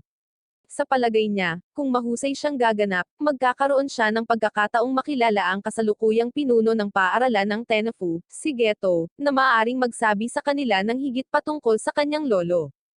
Pumasok sila sa villa pagkatapos noon, at inutusan ni Huho si Soren na manatiling tahimik. Lumapit ito sa kanya at hinawakan ang mukha nito. Iniisip ni Soren na ngayon na ang araw na magkakaroon siya ng karanasan. Patuloy siyang naghihintay ng kiss, ngunit hinawakan lang ni Huho ang kanyang noo at nagpapadala ng kaunting enerhiya sa kanyang utak kaya napasigaw siya sa sakit. Bumagsak si Soren sa lupa at sumigaw na parang nahati ang kanyang ulo bago manlabo ang kanyang paningin, at siya ay nahimatay. Natagpuan niya ang kanyang sarili sa isang madilim na lugar, at ang kanyang ki ay nagsimulang ilabas mula sa kanyang katawan ng malumanay at lubusan. Labis na kasiyahan ang nararamdaman ni Soren, ngunit pagkatapos ay ginambala siya ni Huho sa pamamagitan ng pagbuhos ng tubig sa kanyang mukha. Nang siya ay magising, tinanong siya ni Soren kung ano ang ginawa niya sa kanya. Sumagot si Huho na inilipat niya ang kanyang diskarte sa kanya. Nasa utak niya na iyon, at ngayon ay kailangan na lang nilang sanayin ito para ma-master niya ito. Ipinaliwanag niya na ang estilo ng Tenefo ni Soren at Ro ay mahusay na mga diskarte, ngunit ang pagpapahusay sa mga ito ay magtatagal ng napakatagal. Pagkatapos ay hiniling ni Huho kay Soren na subukang gamitin ang kanyang diskarte, at kumuha siya ng meditation pose. Nararamdaman niya ang banayad na ki na naramdaman niya kanina sa kanyang panaginip, at pagkatapos ay iminulat niya ang kanyang mga mata para magtanong pa kay Huho tungkol sa pamamaraan. Nagulat siya nang mapansin niyang nag-aalis ito ng damit sa harap niya, at tinanong niya kung ano ang binabalak nitong gawin. Sinabi lang sa kanya ni Huho na maliligo siya, at wala siyang sapat na kaalaman tungkol sa hindi pag-aalis ng damit sa harap ng ibang tao. Hindi makapagmuni-muni ng maayos si Soren dahil naliligaw ang kanyang isip sa maruruming pag-iisip, at hindi nagtagal, bumalik si Huho mula sa shower. Habang nakikita siya ni Soren na parang tamang babae sa unang pagkakataon sa Forever, ang ki nito ay dumadaloy sa pagitan ng kanyang mga binti, at naramdaman ito ni Huho. Sinipa niya si Soren dahil sa pagiging distracted niya sa kanyang training, kahit na hindi niya namamalayan na siya ang dahilan ng lahat ng distractions. Tinakpan ni Huho ang kanyang sarili ng maayos, ngunit nakita pa rin niya ang ki ni Soren na naglalakbay pababa. Napagtanto niya na ito ay dahil siya ay isang kaawa-awang talunan, at ang amoy lamang ng isang babae ay sapat na upang makagambala sa kanya. Kaya naman nagpa siya siyang harapin ang issue at nagdala ng dalawang hindi kagandahang babae para magka-experience na si Soren. Nagalit siya sa mga ito at sinabihan silang ilayo ang mga hindi magandang mukha nila sa kanya. Umalis ang mga babae, at hindi maintindihan ni Huho kung bakit ganito ang naging reaksyon ni Soren. Bumangon siya at nagsimulang maglakad palabas ng silid, ipinahayag na babalik na siya sa kanyang dorm. Sinabi niya kay Huho na sawa na siya sa pagiging isang pawn at pagsasanay sa kanya. Sinabi ni Soren na itinago niya ang kanyang kapangyarihan sa mundo ng napakatagal dahil lamang sa sinabi sa kanya ng kanyang lolo, ngunit ngayong alam na siya ng ibang mga superhuman, hindi na niya kailangan pang abalahin pa iyon. Higit pa rito, hindi niya gusto ang tratuhin na parang walang isip ng lahat, kaya hindi siya magtatrabaho ngayon para sa sinuman. Tinutukan ni Huho ng kutsilyo si Soren, na sinasabi sa kanya na bumalik kaagad, ngunit tumanggi siya. Alam niyang hindi siya mananalo laban kay Huho, ngunit handa siyang harapin ang mga kahihinatnan ng pag-alis sa kanya upang iligtas ang kanyang dignidad. Paulit-ulit na sinasabi sa kanya ni Huho na huminto, ngunit hindi siya nakinig, at nawala sa sarili si Huho at hiniwa ang bahay sa kalahati. Sa kabila nito, lumayo si Soren, at napagtanto ni Huho na nagkamali siya. Nawawalan siya ng kontrol sa mga huling selula ng utak niya at walang pag-iisip na inuulit niya na parang loro siya. Dumating din doon sina Joseph at Yarrow, at gusto nilang bawiin si Soren gamit ang kani-kanilang pamamaraan. Sinabi ni Joseph kay Yarrow na hindi sila maaaring gumamit ng dahas dahil iyon ang dahilan kung bakit lumayo si Soren sa kanila noong una. Higit pa riyan, hindi niya iniisip na si Huho ay may kakayahang humingi ng tawad para ibalik siya, at wala rin siyang pambabae na apela upang gawing mahina ang isang lalaki. Binihisan ni Yarrow si Huho ng magandang hitsura dahil iyon ang gusto niyang gawin sa kanya, ngunit naiinis si Joseph at ginawa siyang office woman ayon sa kanyang kagustuhan. Maya-maya lang, pumasok si Karen sa kwarto dahil nagtatrabaho siya ng part-time sa express delivery. Ngayon, nabigla siya nang makitang mukhang babae si Huho, at nalaman niyang ito ay para sa paghingi ng tawad kay Soren. Kaagad niyang tinanggihan ang mga opinyon ni na Joseph at Yarrow, at nagpa siya na bigyan si Huho ng isang pagbabago na naaangkop sa edad. Binihisan niya siya tulad ng isang normal na babae, ngunit hindi magawa ni Huho kahit isang hakbang sa high heels. Sa kabilang banda, huminto ang isang kotse sa tabi ni Soren habang papaakyat siya sa burol, at nakita niya si Elaine mula sa grupong 10 sa loob nito. Hiniling niya sa kanya na bisitahin ang kanyang ama ng isang beses, at nangako na tratuhin siya ng mas mahusay kaysa sa express delivery. Nagpa siya si Soren na pagbigyan ang kanyang kahilingan at sumakay sa kotse. Hindi nagtagal ay napagtanto niya na ang Ten Group ay sobrang yaman, at ang tatay ni Elaine na si Haji ang nagtayo nito mula sa simula. Malugod na tinanggap ni Haji si Soren, at ipinakilala siya sa isang malakas na superhuman martial artist na nagngangalang Johnny bago tumalakay ng ibang bagay. Gusto niyang sumali si Soren sa Ten Group at hiniling pa sa kanya na makipag-date sa kanyang anak. Hindi makapaniwala si Soren sa mga nangyayari. Pagkatapos ay hiniling ni Haji na umalis ang lahat dahil gusto niyang makausap si Soren ng pribado. Inaangkin niya na hindi niya iniaalok ang kamay ng kanyang anak sa kanya para lamang sa kanyang kapangyarihan, ngunit dahil mayroon silang tunay na koneksyon. Sinabi ni Haji na noong unang bahagi ng ika-20 siglo, ang kanilang mga lolo ay magkaibigan. Isinalaysay niya sa kanya ang kwento kung paano nag-ulo ang mundo ng mga superhuman noong panahon ng ikalawang digmaang pandaigdig, at nang malapit nang matapos ito, sumiklab ang digmaan sa pagitan ng iba't ibang paksayo na superhuman, na mahusay na nakatago sa kasaysayan. Sinabi ni Haji na ang dahilan ng digmaan ay upang makuha ang kapangyarihan ng 8 espesyal na superhuman. Ang 8 espesyal na kapangyarihan ay hindi katulad ng iba pa sa mundo, at isa na rito ang estilo ng Keigan ng lolo ni Soren. Ginagamit ni Haji ang kanyang espesyal na kakayahan na minana niya sa kanyang lolo, at nagpatawag ng mga multo gamit ang isa pa sa 8 espesyal na kapangyarihan na tinatawag na channeling technique. Sinabi ni Haji na gusto niyang pag-isahin ang 2 sa 8 espesyal na kapangyarihan upang matuklasan ang sikreto sa likod ng mga superhuman. Masyadong namangha si Soren sa kanyang nakita at narinig, kaya sinabihan siya ni Haji na magpahinga ng mabuti ngayong gabi. Kinaumagahan, ipinagpatuloy ni Soren ang kanyang pagsasanay gamit ang pamamaraan ni Huho, ngunit iyon ang nagpapaalala sa kanya at sinisira ang kanyang kalooban. Biglang pumasok si Elaine sa kwarto niya kasama ang isang massage girl para tulungan siyang mag-relax. Hindi nagtagal ay naramdaman ni Soren na nasa paraiso siya dahil superhuman din ang babaeng masahista, at inaayos nito ang kanyang mga pangunahing key channel para maging maganda ang pakiramdam niya. Gayunpaman, naiinis si Elaine nang makita siyang kumilos na parang isang taunang lalaki. Kagabi, kinumpronta niya ang kanyang ama, na ayaw niyang makipag-date sa isang talunan tulad ni Soren, ngunit matigas ang kanyang kalooban na kailangan niyang gawin ito para sa kapakanan ng kanilang pamilya. Sinubukan niyang kumbensihin siya na si Soren ay may malaking kapangyarihan, at sa kalaunan ay magugustuhan siya nito. Sinubukan ni Elaine na pag-usapan ang tungkol sa kanyang mga kagustuhan, ngunit ang kanyang ama ay naging isang top-tier na manipulator. Pinaalalahanan niya si Elaine na sa lahat ng mga anak niya, siya lang ang hindi nakakagamit ng special channeling technique ng kanilang pamilya, pero kahit kailan ay hindi niya ito tinatrato ng iba dahil doon. Sinabi niya sa kanya na kailangan niyang gawin ito para sa kanyang pamilya, kahit na hindi niya ito gusto. Sa kasalukuyan, pinaalis ni Elaine ang masahista bago tinanong si Soren kung tatanggapin niya ang proposal ng kanyang ama. Sinabi ni Soren na isang magandang alok na sumali sa 10, ngunit hindi pa siya makapagdesisyon. Nagsisimula siyang magsalita tungkol kay Huho, at kung ano ang nararamdaman niyang masama sa pag-iwan sa kanya ng walang pakundanggen. Tinanong siya ni Elaine kung mas gugustuhin ba niyang mapahiya ng isang babae kaysa tratuhin na parang hari dito, at sinabi ni Soren na magkaibang bagay sila. Alam niya na hindi man lang naiintindihan ni Huho na pinapahiya siya nito dahil sa limitadong kapasidad ng pag-iisip nito. Hindi siya nagpapakita ng anumang emosyon, kaya hindi niya alam kung ano ang nararamdaman nito. Gayunpaman, sigurado siya na hindi siya sakam sa kanyang kapangyarihan at marahil ay may pakialam pa rin ito sa kanya. Iniisip ni Soren na iba ang tunog ng boses nito nang iiwan na siya nito, at iniisip kung nag-iisa ba talaga siya sa loob. Sinabihan siya ni Elaine na huwag pansinin ang balisang babae dahil makikipag-date siya sa kanya pagkatapos sumali sa 10. Sinabi ni Soren na mayroong isang teknikal na isyo na hindi nagpapahintulot sa kanya na makipag-date sa sinuman, at sinabi sa kanya ni Elaine na alam na niya ang tungkol sa kanyang walang karanasan. Sinabi niya na kung alam niya na ang isang babae lamang na nagmamahal sa kanya ay maaaring humawak sa kanya, dapat itong sumuko sa pakikipag-date sa kanya.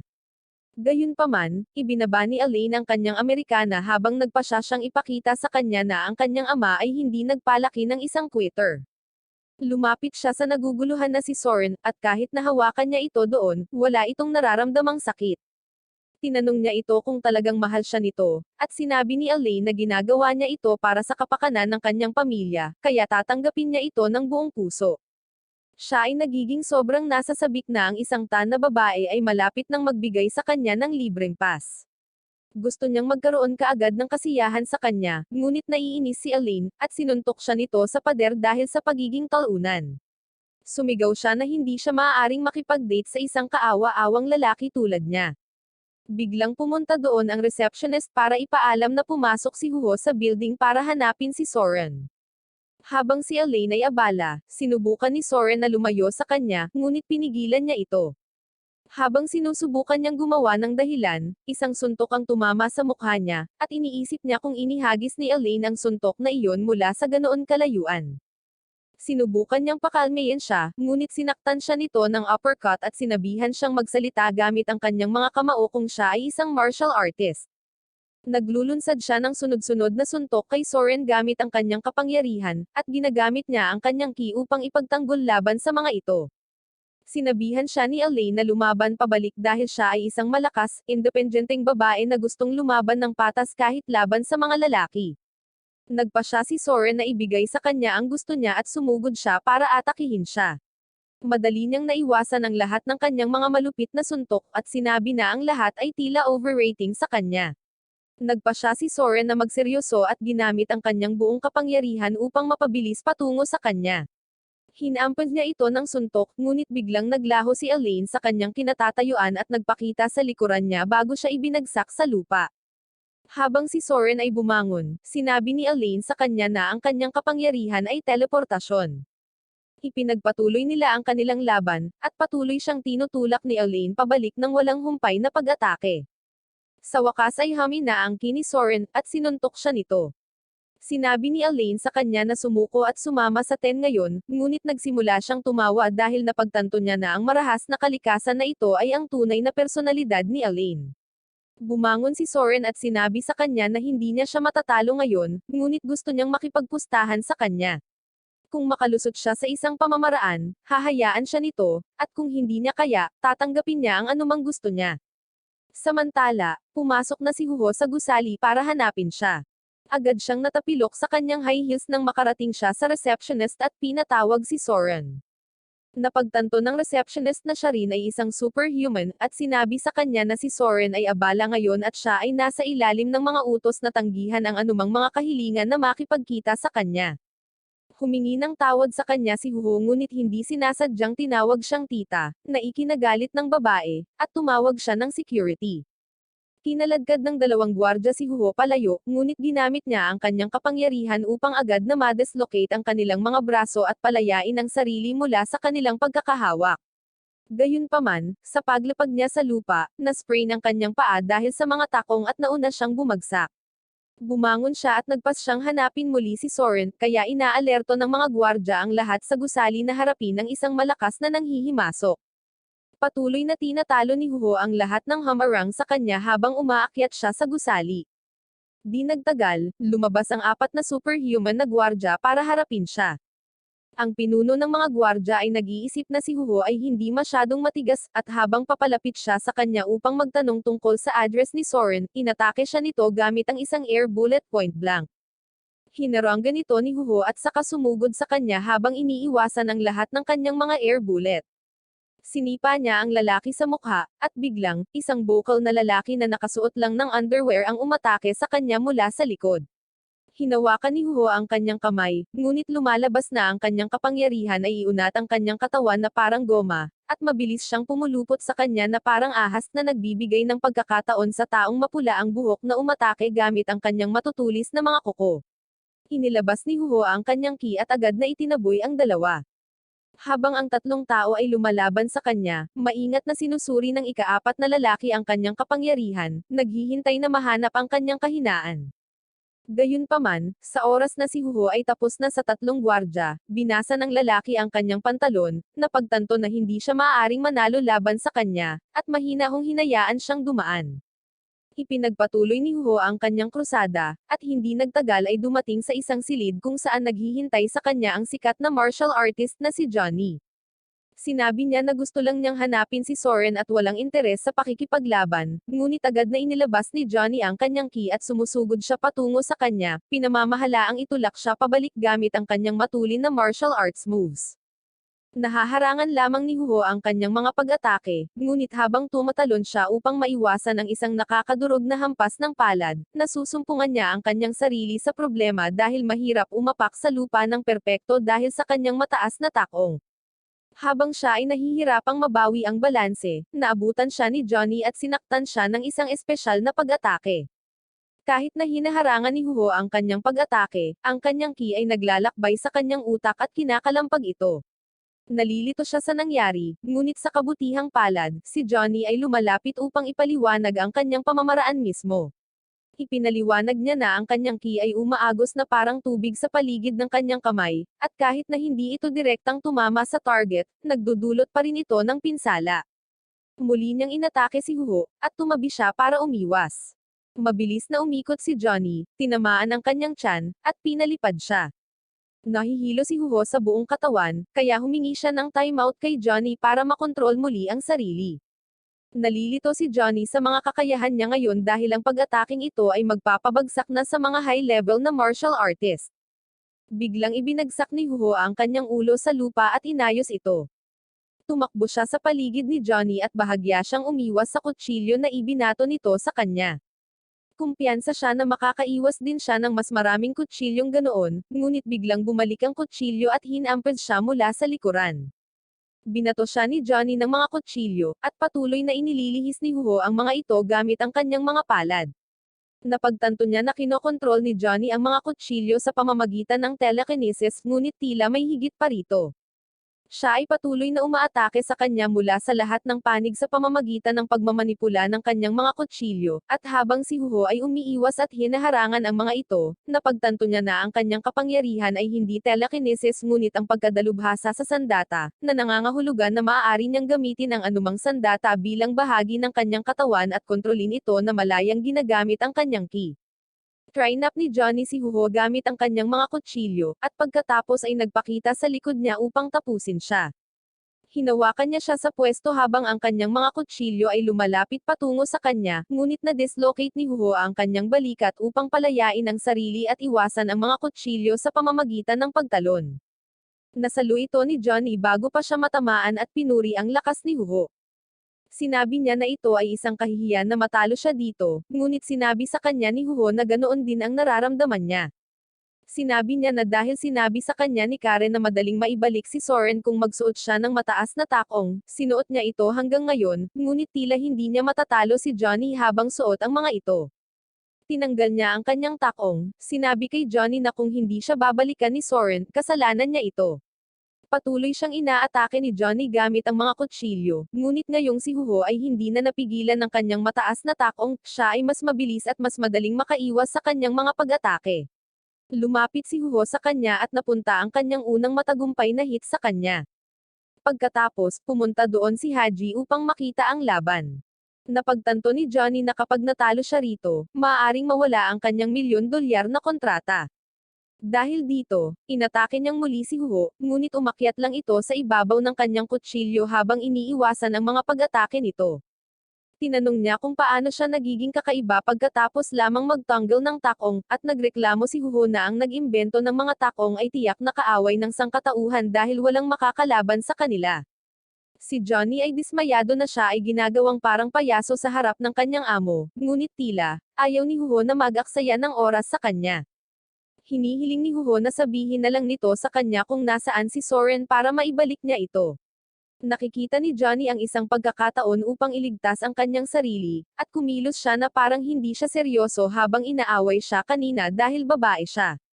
Hiniling niya sa kanya na lumuhad at magmakaawa kung gusto niyang umalis, ngunit tila nainis si Huho, kaya ipinatong niya ang kanyang kamay sa ulo ni Johnny at sa halip ay pinaluhod siya nito.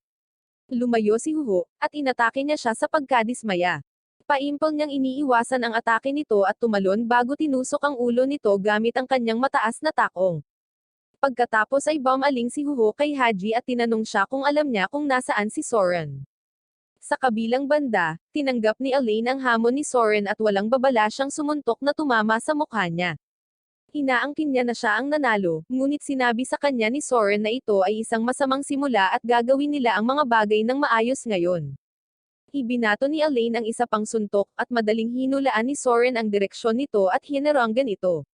Siya ay nagulat at nagpasya na patuloy na umatake sa kanya, ngunit ang lahat ng kanyang mga suntok ay naharang ng electric energy na umiikot sa labas ng katawan ni Soren. Siya ay naguguluhan ngunit tinanggap ang kanyang pagkatalo, at si Soren ay bumalik upang kunin ang kanyang kamiseta upang siya ay makaalis ng payapa. Bago siya makaalis, pinigilan siya ni Elaine at hiniling sa kanya na sabihin sa kanya ang tungkol sa kawili-wiling pamamaraan na ginamit niya. Sumagot si Soren na tinawag niya ang teknik na Little White Bug, at siya mismo ang nagdevelop nito pagkatapos malaman ang Raw.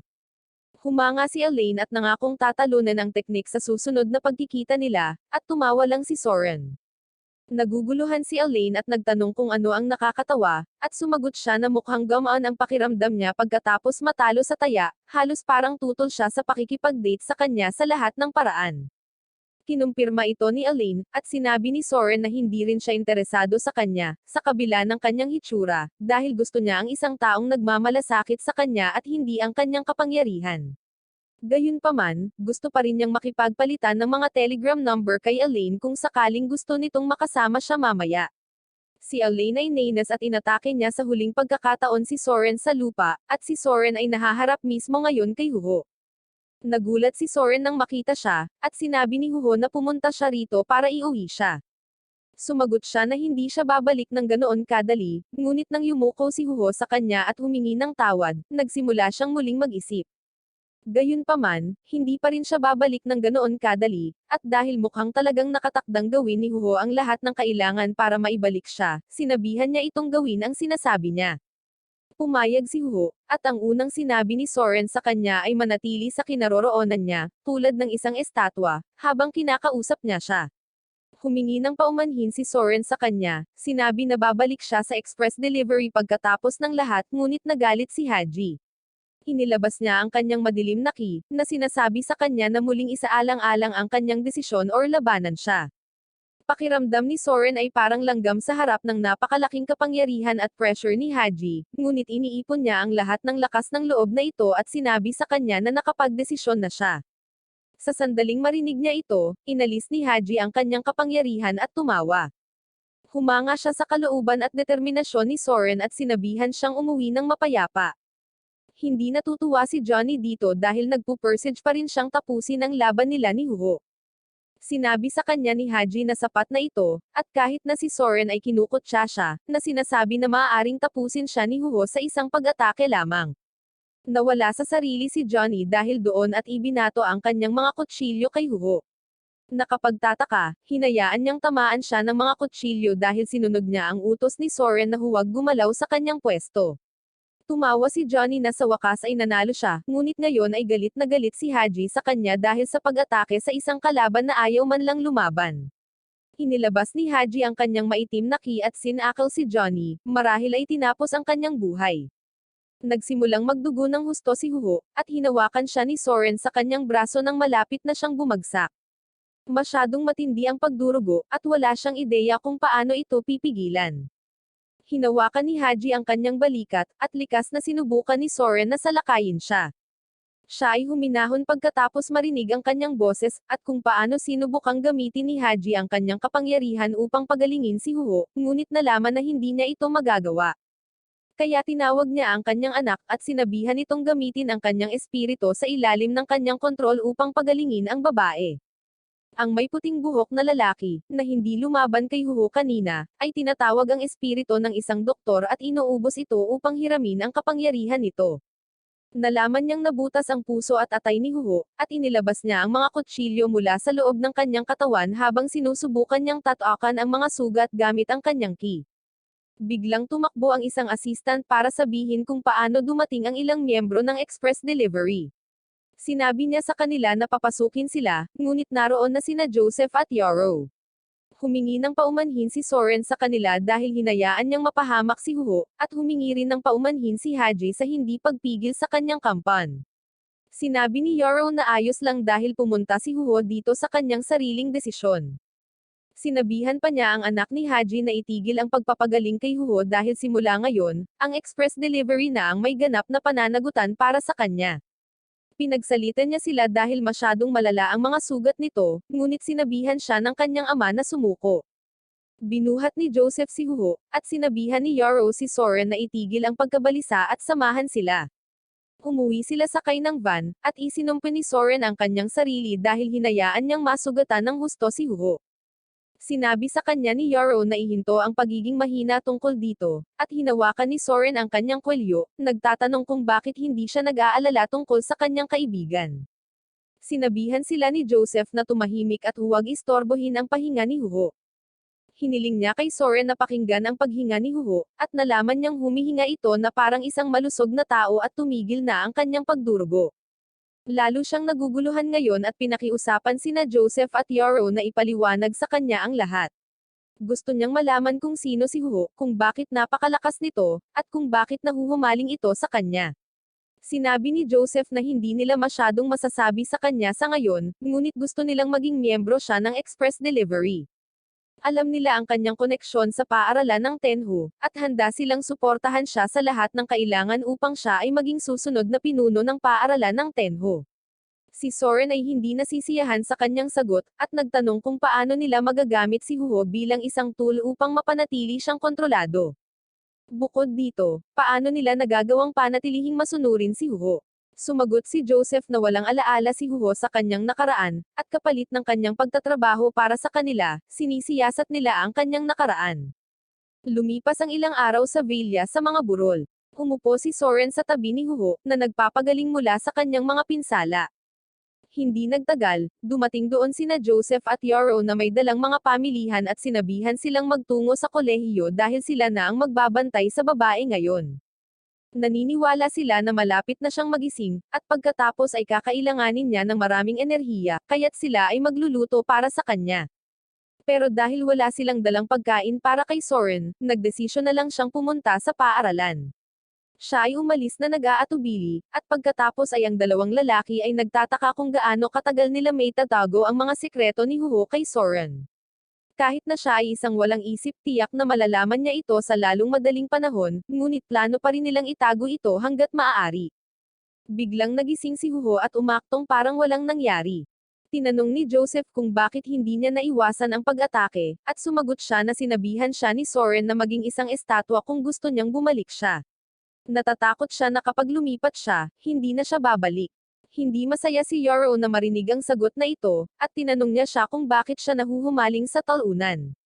Biglang nakatanggap ng tawag si Joseph at laking gulat niya nang marinig ang balitang natanggap niya. Samantala, si Soren ay nawala sa pag-iisip habang siya ay naglalakad pabalik sa kanyang paaralan at nakikipagsapalaran sa malalim na kagubatan. Sinusundan siya ni Ryoko mula sa Zensei, at hinabol niya siya ngunit sa halip ay nawala. Biglang sumulpat si Soren sa likod niya, binigyan siya ng mini heart attack. Nilinaw ni Ryoko na wala siya rito para dukotan siya or saktan sa anumang paraan, at sinubukan pa niyang ipakita sa kanya na wala sa kanyang mga kasamahan sa koponan ang nasa malapit. Tinanong siya ni Soren kung bakit siya nandito, at sinabi sa kanya ni Ryoko na narito siya para humingi ng tawad. Ipinaliwanag niya na siya ay ipinanganak na may kapangyarihang manipulahin ang mga kaluluwa at ki ng ibang tao. Ang dahilan kung bakit niya ninakaw ang katawan ni Soren ay upang subukan at kunin ang mga labi ng kanyang ki, at anumang mga pahiwatig tungkol sa maalamat na estilo ng Kagan. Tinanong ni Soren kung ano ang kinalaman nito sa kanya, at sinabi sa kanya ni Ryoko na ngayong natapos na nila ang kanilang layunin sa pamamagitan ng pagkuha ng mga alaala ni Sakaran, gusto niyang ipakita ang mga ito sa kanyang apo. Naglabas siya ng isang maliit na gininto ang liwanag, at sinabi na ito ang huling alaala ni Sakarin nang siya ay binawian ng buhay. Natigilan si Soren nang iabot ni Ryoko sa kanya ang memory light dahil sa tingin niya ay baka isa itong bitag. Si Ryoko ay isang pro-manipulator at sinabihan siyang itapon ito kung hindi siya magtitiwala sa kanya, ngunit pagkatapos ay hindi niya malalaman ang mga huling sandali ng kanyang lolo. Si Soren ay nasa panic mode pa rin, at tinanong si Ryoko kung ang layunin ng sensei ay kolektahin ang 8 espesyal na kapangyarihan. Ang bata ay humanga na alam ng talunang ito ang tungkol sa mga espesyal na kapangyarihan, ngunit tiniyak niya sa kanya na wala siyang interes sa mga kapangyarihan kahit na hindi niya masasabi ang parehong bagay para sa kanyang mga kaibigan. Umalis siya pagkatapos iyon, at nagpa siya si Soren na makipagsapalaran at makita ang mga huling sandali ng kanyang lolo. Nakita ni Soren na ang huling nakita ni Sakarin 12 taon na ang nakakaraan ay si Huho na tila hindi nagbago ang hitsura hanggang ngayon. Mabilis siyang tumakbo papunta sa villa dahil gusto niyang malaman kung alam ba nina Joseph at Yoro ang katotohanan sa buong panahon, at kung sinasadya ba nila itong itago sa kanya. Narating niya ang villa at nalaman niyang walang laman ito, at kahit si Huho ay wala doon. Bigla siyang nakatanggap ng tawag mula kay Joseph na nagsabi sa kanya na pumunta sa isang ospital.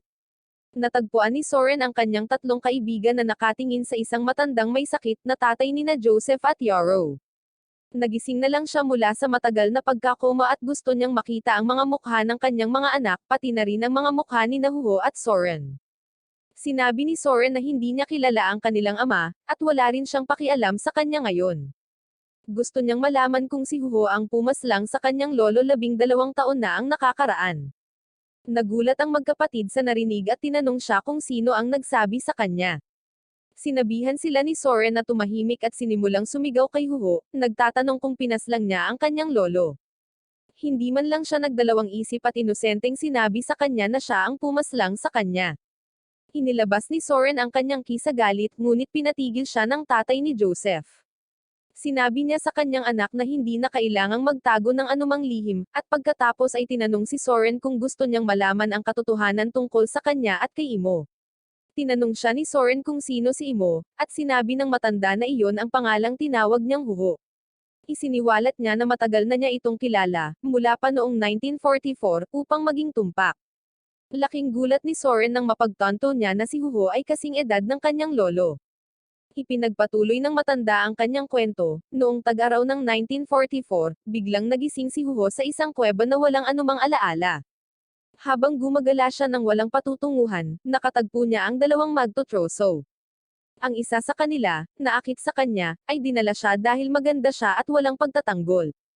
Inihagis niya siya sa lupa at sinimulang tanggalin ang kanyang mga butones nang dumating ang isang power couple doon at itinaboy siya.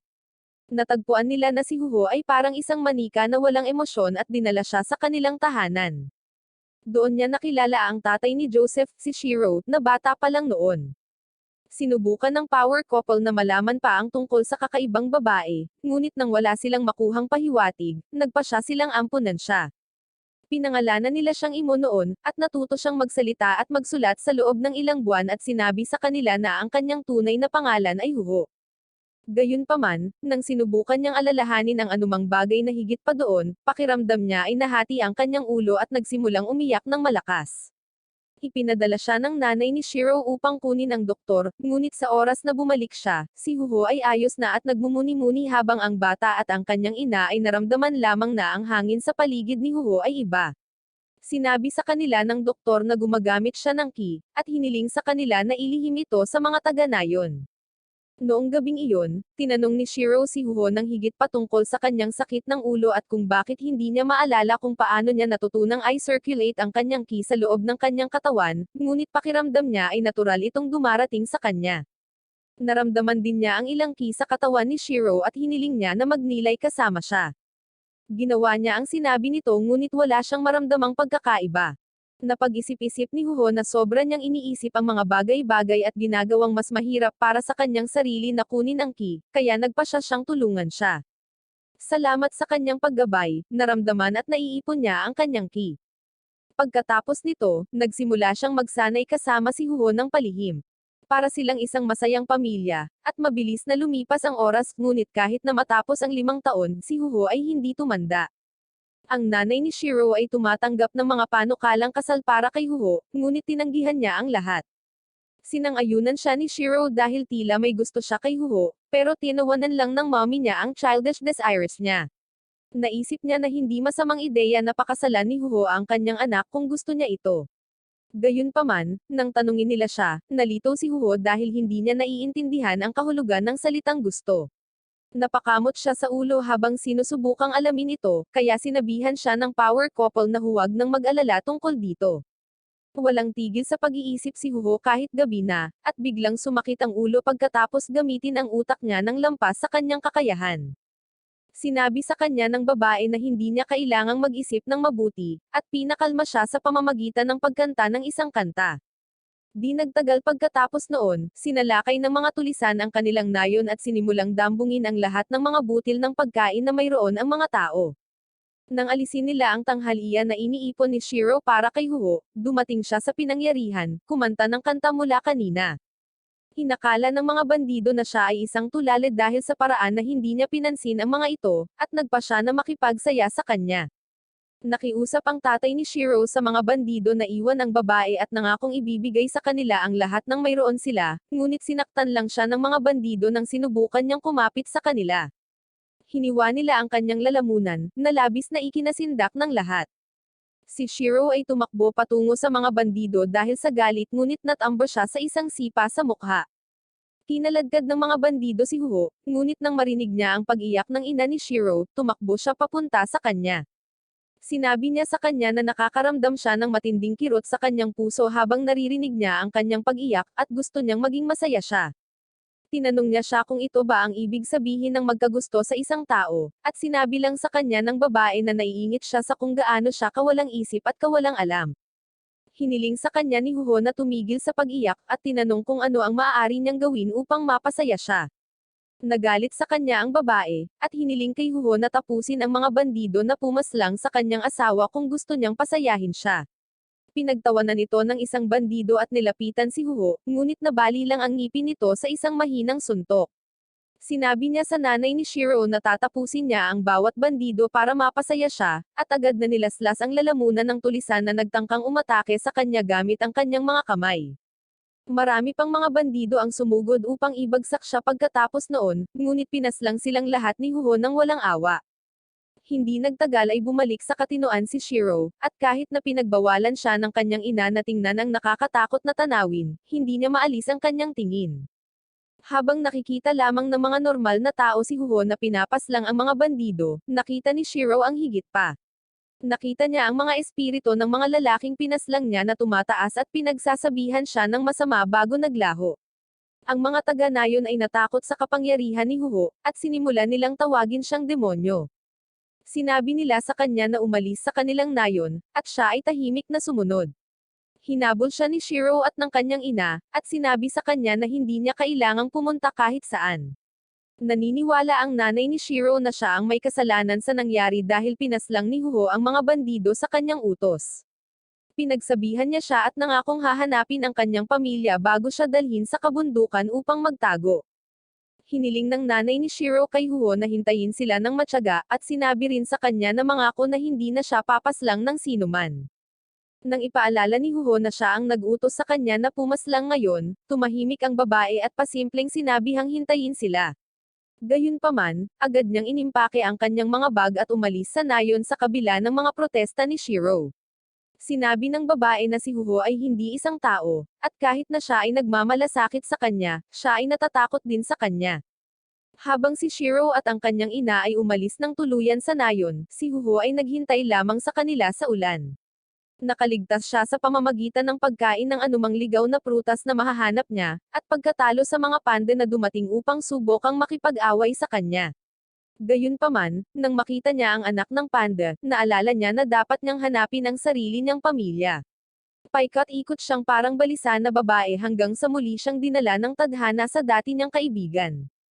Taong 1993 noon, at ang isang 50 taong gulang na si Shiro ay may alok na trabaho upang maging isang tagapamahala sa bagong nabuong express delivery service. Nakakuha siya ng ilang kaso mula sa kanyang tagapanayam, at ang isa sa mga ito ay nagpakita kay Huho na inaresto ng pulisya. Natigilan si Shiro nang makita siya, at agad niyang tinanong ang interviewer tungkol sa dalaga sa larawan. Nalaman niyang inaresto siya ng mga pulis dahil siya ay isang walang tirahan na magnanakaw. Wala siyang masabi maliban sa kanyang pangalan, kaya inilagay siya ng mga pulis sa isang selda, ngunit nakalaya siya rito kinabukasan ng walang anumang problema. Matapos marinig ito, agad na pumayag si Shiro na sumali sa express delivery sa kondisyon na mayroon siyang ganap na akses sa lahat ng impormasyon tungkol sa mga superhuman. Samantala, nagnanakaw si Huho sa mga stall para pakainin ang mga batang walang tirahan sa pamamagitan ng pagkain ng lahat ng pagkain. Isang araw, nakasalubong niya ang ilang tulisan na dumukot sa kanya at ibinente siya sa isang red light na lugar. Isa sa mga customer doon ay talagang isang undercover na ahente mula sa mandurumog na kilalang-kilala si Shiro. Pagkakita pa lang niya kay Huho ay nakilala niya na siya ang babaeng hinahanap niya, kaya kinaladkad siya ng kanyang mga tauhan sa headquarters ng kanyang grupo. Napuno siya ng mga emosyon sa kanilang muling pagkikita, at sa sandaling yakapin niya si Huho, nakilala niya ito mula sa kanyang amoy. Nang maging komportable na siya sa piling niya ay nahimatay siya. Napansin ni Shiro na siya ay malubhang nasugatan sa buong katawan, at ang kanyang mga kamay ay nakatali sa kanyang likod. Galit na galit siya dito kaya gumawa siya ng espesyal na kahilingan sa boss at inilibing ng buhay ang mga taong nagpahirap kay Huho.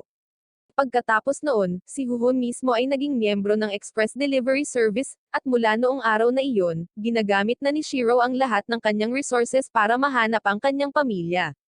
Ngayong lumabas na ang buong kwento, nabigla si Yoro dahil hindi man lang sinabi ng kanyang ama sa kanyang mga anak ang tungkol dito. Sinabi lang ni Shiro na hindi niya mapagkakatiwalaan ang mga ito sa katotohanan ni Huho. Tinanong siya ni Soren kung kailan nauugnay ang kwentong ito sa kanyang lolo, at sinabi sa kanya ni Shiro na huwag sirain ang kanyang kwento. Sinabi niya na mula sa kanyang pagsasaliksik, nalaman niyang si Shiro ay kasangkot sa malaking digmaan sa pagitan ng mga superhuman noong 1944. Isang araw, 12 taon na ang nakalilipas, nakakita siya ng isa pang impormasyon na konektado doon, kaya isinama niya si Huho at pumasok sa isang kagubatan kung saan nagpupulong ang mga pinuno ng maraming kilalang superhuman na angkan.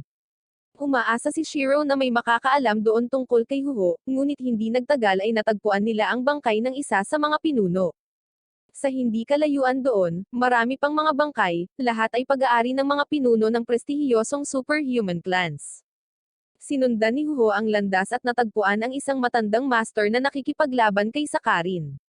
Ang mga organo ng katawan ng matandang master ay sumabog mula sa loob, at habang siya ay natamba, isinumpi niya si Sakarin na siya lamang ang may-ari ng istilong Kagan. Tinanong niya ito kung sinasadya niyang ilabas ang kanyang lokasyon sa mundo, upang ang lahat ng mga pinuno ng martial arts ay dumating upang tapusin siya, at pagkatapos ay tatapusin niya sila sa isang iglap.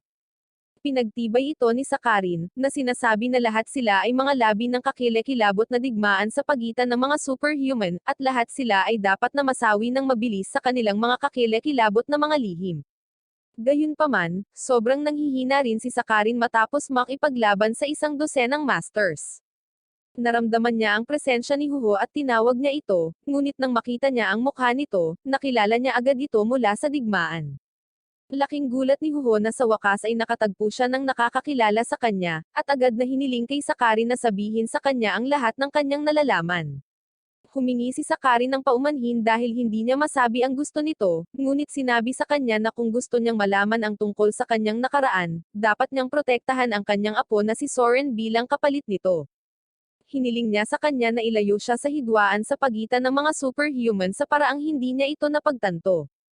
Kung siya ay nasa matinding panganib, maaari lamang nitong sabihin sa kanya ang totoo.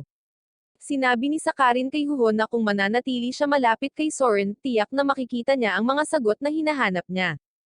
Tinanong ni Shiro ang matanda kung bakit dapat silang magtiwala sa kanyang mga salita, at sinabi niya sa kanila na siya ang dahilan ng malaking digmaan sa pagitan ng mga superhuman.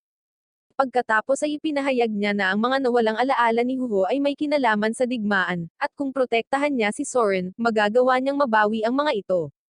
Tinanong ni Shiro kung bakit hindi niya pinoprotektahan ang kanyang apo mismo, at ipinakita sa kanya ni Sakarin ang isang marka ng lason na natanggap niya.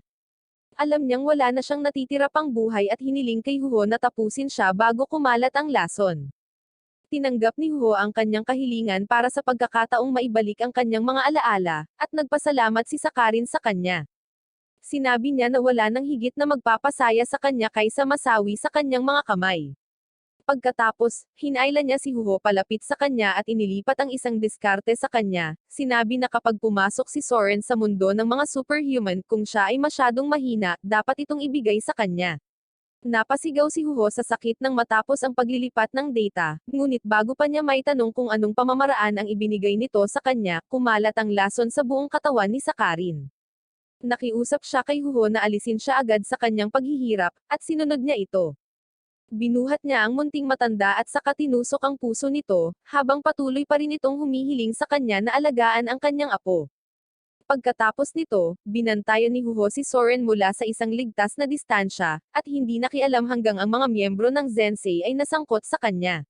Sa kalaunan, nahihirapan si Soren na paniwalaan ang lahat ng ito ay orkestra ng kanyang lolo, ngunit sinabi sa kanya ni Shiro na ito ang katotohanan. Hiniling niya sa kanya na magtiwala kay Huho tulad ng pagtitiwala niya sa kanyang lolo minsan, at kahit hindi niya magawa iyon, gusto ni Shiro na manatili ang lalaki kay Huho. Pagkatapos ay sinabi niya sa kanya ang isang espesyal na bagay na alam niya tungkol sa kanyang lolo. Sinabi ni Shiro na noong 1944, isa sa mga miyembro ng Tenni-Fu clan ay nawala ng walang bakas, at binura ng angkan ang lahat ng mga talaan ng kanyang pag-iral. Ang alam lang ng sinuman ay ang lalaki ay kasamahan ng kasalukuyang pinuno ng Tenni-Fu clan. Ang kanyang pangalan ay isang misteryo pa rin, ngunit naniniwala si Shiro na pinagtibay ng lalaki ang pekeng pangalan na Sakarin Chu. Sinabihan niya si Soren na lumahok sa paligsahan, at makipagkita sa pinuno ng Tenni-Fu clan kung gusto niyang malaman ang higit patungkol sa kanyang lolo. Biglang nagkaroon ng problema sa paghinga si Shiro, at habang ang kanyang mga anak na lalaki ay sumugod sa kanyang tabi, sinabi niya sa kanila na sa wakas ay dumating na ang kanyang oras. Humingi siya ng paumanhin kay Huho dahil sa hindi niya mahanap ang kanyang pamilya hanggang sa huli, at pagkatapos ay nagsimulang manginig nang mawala ang liwanag sa kanyang mga mata. Dahan-daang nilagay ni Huho ang kanyang kamay sa kanyang noo, at sinimulang kantahin ang kantang natutunan niya mula sa kanyang ina. Naaalala ni Shiro ang mga panahong kasama niya si Huho at ang kanyang pamilya, at pumanaw siya ng mapayapa. Pagkalipas ng ilang araw, binisita ng lahat ang libingan ni Shiro, at habang nagsisindi si Soren ng ilang insenso, sinabi niya na sa lahat ng oras na ito naisip niya na nakaligtas siya ng mag-isa ngunit palagi pala siyang pinoprotektahan ng kanyang lolo, Huho, at Shiro. Ngayon, gusto na rin niyang gantihan sila para doon. Gusto niyang malaman ang nakaraan at ibalik ang alaala ni Huho. Kaya naman pumayag siyang sumali sa Raon Tournament at hiniling kay Huho na sanayin siya muli.